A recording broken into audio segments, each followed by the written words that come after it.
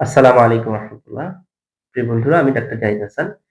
যারা বা বিশেষ করে যে সকল পুরুষ ভাইদের সন্তান হচ্ছে না বা পুরুষ ভাইদের কারণে সন্তান হচ্ছে না, আপনারা যদি জানতে পারেন যে আপনার কারণে সন্তান হচ্ছে না, তাহলে এই ভিডিওটা আপনার জন্য।